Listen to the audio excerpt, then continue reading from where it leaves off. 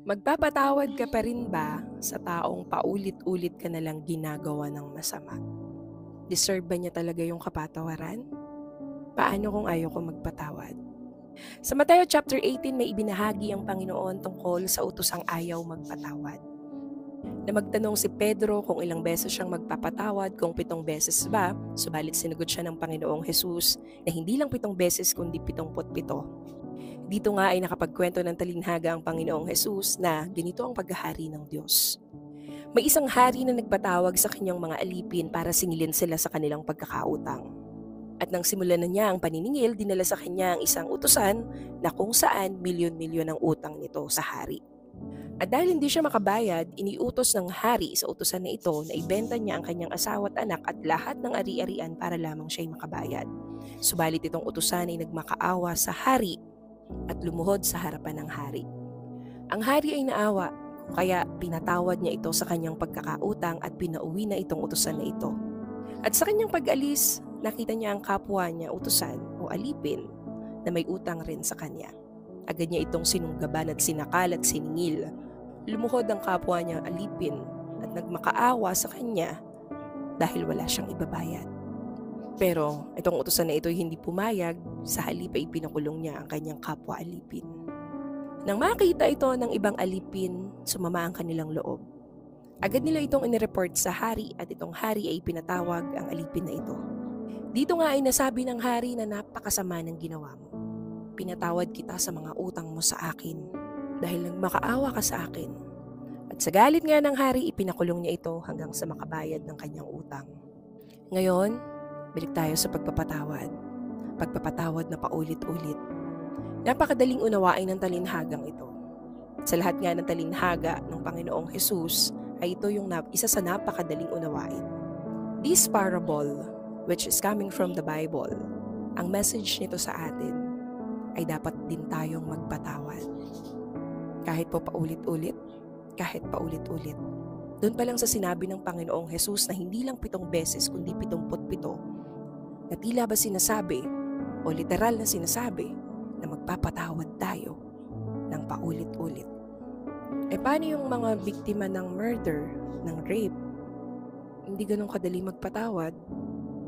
Yes, opo, hindi po talaga ganun kadaling magpatawad lalo na kung ganun na yung case. Pero sa buhay ng isang Kristiyano, sa buhay ng isang na born again, napakalaki po ng biyaya ng Diyos pagdating sa pagpapatawad. Totoo na may mga tao na hirap magpatawad na kahit na konting issue hindi sila nagpapatawad. Kaya nga dito sa atin, hindi lang naman sa atin dito sa bansa natin, kundi sa iba ring bansa, na ang daming mag-asawang hindi na nagkakaayos. Bakit? Dahil hindi nagkakaroon ng kapatawaran sa bawat isa. Sa mga kaso na mabibigat katulad ng murder, ng rape, ayokong maging insensitive. But sabi nga sa Ecclesiastes, may panahon para sa lahat. May panahon ng paghihilom.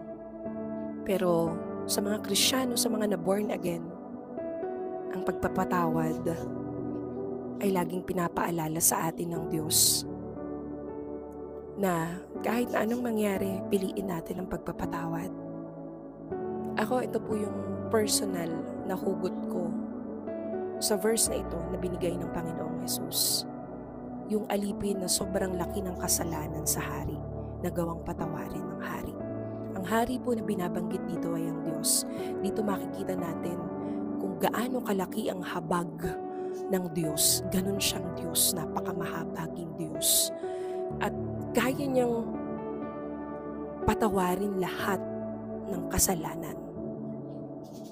Kung kaya nga ang buong sanlibutan ay pinatawad ng Diyos. At ang lahat ng pagkakautang ng sanlibutan ay gayon na lamang ang paglimot ng Diyos dito. Dito ko na-realize kung gaano kalaki ang utang ko sa Diyos, na kung saan ang ginamit niyang pantubos sa akin ay ang Panginoong Hesus.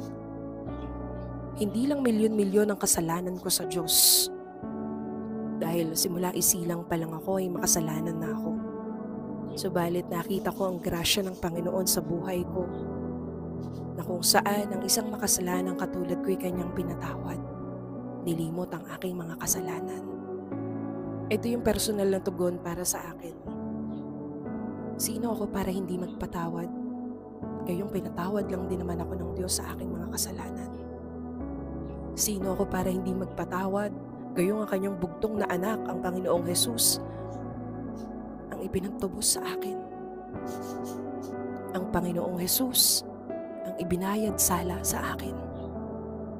At dito nga rin sa verse na ito, hindi ko po kayo tinatakot dahil mismo ang Panginoong Hesus ang may sabi na kapag hindi tayo nagpatawad, ay hindi rin tayo patatawarin ng Amang nasa langit.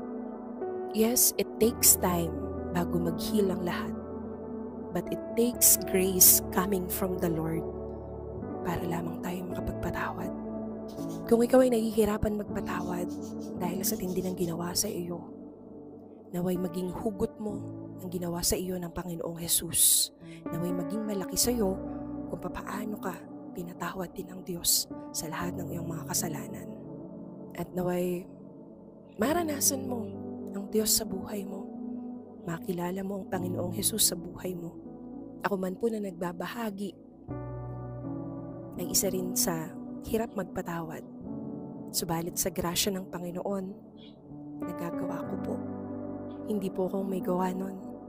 Yun po ay biyaya ng banal na spirito na kumikilos sa buhay ko.